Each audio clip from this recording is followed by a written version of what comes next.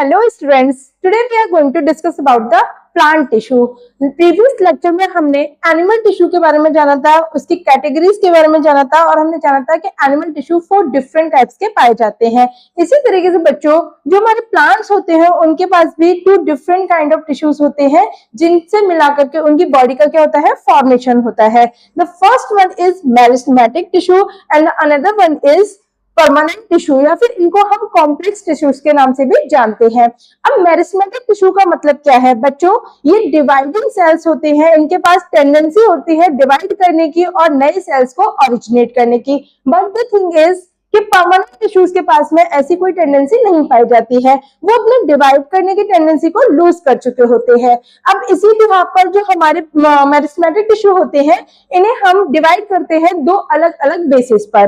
पहला, इनकी लोकेशन के बेसिस पे हम इनको डिवाइड कर सकते हैं एंड सेकंड इज इनकी हम ओरिजिन के बिहाफ पर भी इनको डिवाइड कर सकते हैं. जैसे आपके सिलेबस में बच्चा आपकी लोकेशन को लेकर के मेरिस्मेटिक टिश्यू को डिवाइड किया गया है एंड लोकेशन के अकॉर्डिंग अगर हम देखें पोजीशन के अकॉर्डिंग तो आपके मेरिस्मेटिक टिश्यू 3 डिफरेंट टाइप्स के हो सकते हैं. First one is apical meristem. Apical meristem वो टिश्यू होते हैं जो आपके प्लांट की लेंथ को बढ़ाने में हेल्प करते हैं. Second one is lateral meristem. Lateral meristem वो टिश्यू होते हैं जो आपके प्लांट की गिर्थ को बढ़ाने में हेल्प करते हैं. एंड इंटरकैली मेरिस्टेम सबसे इंपॉर्टेंट मेरिस्टेम होते हैं जो आपके 2 नोड्स के बीच के गैप को बढ़ाने के लिए हेल्प करते हैं. सेकेंड वन इज अगर हम इनको इनके ओरिजिन के बिहाफ पर डिवाइड करना चाहें तो बच्चों ये 3 डिफरेंट टाइप्स के हो सकते हैं. First one is promeristem. Promeristem मतलब कि वो वाली टिश्यू जो बिल्कुल बनना ही स्टार्ट हुए हैं जस्ट डिवाइड होने के बाद में. प्रिमिटिव मेरिस्टेम जो आपके प्लांट में सबसे इनर वॉल को फॉर्मेशन करते हैं एंड सेकेंडरी मेरिस्टेम जो just below the primary meristem पाए जाते हैं. इसी तरीके से अब हम आ जाते हैं परमानेंट टिश्यू पर. तो परमानेंट टिश्यू को बच्चों हमने कॉम्प्लेक्स टिश्यू भी बोला था. क्यों? क्योंकि इनका जो मेन रोल होता है बच्चों वो सपोर्ट करने में होता है. जस्ट लाइक इनको भी हम फर्दर 3 पार्ट्स में डिवाइड कर देते हैं.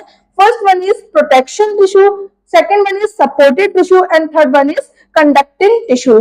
कंडक्टिंग टिश्यू तो आपने बहुत बार नाम सुना होगा क्योंकि इनका काम क्या है, हर चीज को जिस भी चीज का फॉर्मेशन हो रहा है, जिस चीज की रिक्वायरमेंट हो रही है उन हर एक चीज को ट्रांसपोर्ट कराने का काम कौन कराते हैं, कंडक्टिंग टिश्यू कराते हैं. जैसे हमारे जाइलम एंड फ्लोएम. यहाँ पर आ जाते हैं बच्चों प्रोटेक्टिव टिश्यू. प्रोटेक्टिव टिश्यू का जैसे नाम ही उसको इंडिकेट कर रहा है, इनका जो मेन रोल होता है वो प्रोटेक्शन प्रोवाइड कराने में होता है. जैसे हमारी स्किन एक एपिडर्मिस की तरह काम करती है, मतलब हमारी बॉडी के इनर ऑर्गन्स को प्रोटेक्शन प्रोवाइड करती है. इसी तरीके से प्लांट को प्रोटेक्शन देने के लिए सबसे ऊपर एक लेयर पाई जाती है डेंस टिश्यूज की जिसे हम एपिडर्मिस बोलते हैं एंड उसके साथ में एक काम करती है हमारी protective tissue that is cork cambium. अब आपने सुना होगा कि एपिडर्मल टिश्यू हो चाहे कॉर्क कैम्बियम हो, ये दोनों ही बहुत डेंस होते हैं. इनमें डिफरेंशिएट होता है कि जो एपिडर्मल टिश्यू होते हैं ये थोड़े इरेगुलर बाउंड्रीज के होते हैं और थिक वॉल्ड होते हैं.